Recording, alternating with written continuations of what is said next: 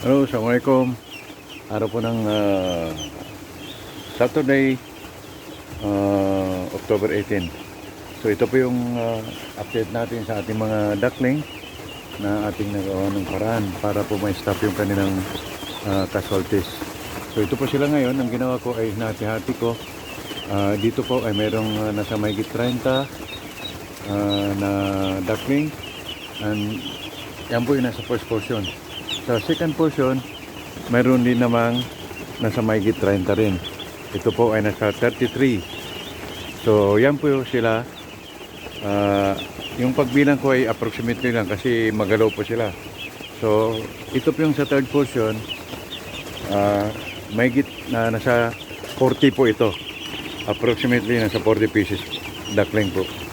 And then dito sa kabila, nasa fourth division, yan po sila. Katapos lang nila kasi late na ako dumating nitong tanghali. So masyado na silang agresibong kumain. So ito po yung pang fifth portion na ginawa ko nung isang araw. Dati po nasa baba sila, pero nagawa natin ng paraan para po may taas sila at makaiwas sila sa mga sakit, no? So hindi na po nila naapakan nilang ipot. So alhamdulillah nagawa natin ng paraan. So yan po yung ating mga duckling na nasa 2 weeks old na sila itong araw na to. Kasi dumating po sila ay nasa October 4, no? So 18 na ngayon, so 2 weeks na sila. So yan sila. And then update natin sa ating mga Muscovy duck na dumating dito. Yung out of 30, yan po ang natira. Dahil nga ewan ko kung ano yung dumating sa kanila, bigla lang sila nawala ng malay at namamatay na tuloy. Yan po, pero mayroon pa doon sa labas, hindi lang ito.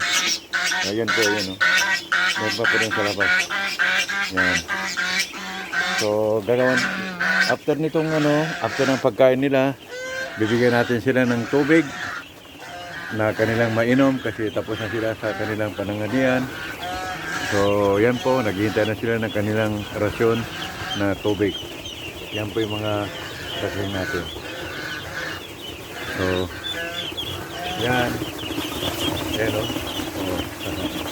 Nakakaano sila, nakakatuwa, no? Pag tingnan mo, pag nilapitan mo, alis sila, tatakbo, yan, oh. Tumakbo na naman, oh. So yan. Pagkatapos yan, itong orange na nakikita ninyo ay atin din tatanggalin yan. Kasi nilalatag lang natin yung kanilang pagkain dahil nga nahuhulog dahil ano yan siya, green meat lang siya. Green. No? So pagka hindi natin nalagyan, hindi natin malagyan ng kanilang mga pagkain dahil mahuhulog.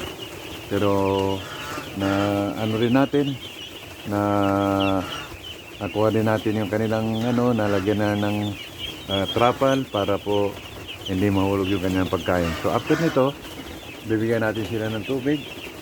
Pati na rin itong mga Muscovy duck na to, lagyan natin ng konti. Meron silang naka-exclusive pagkain dito sa labas. So thank you guys. Huwag po kayong magsawa panoorin ang aking update sa mga ating itikan. So hanggang dyan lang po, dahil nagmamadali po si ako makabalik kasi yung pinamili ko hindi ko rin naibaba. Nagbili pa ako ng kawayan, pati mga groceries na sa aming paninda. So thank you guys. See you next video.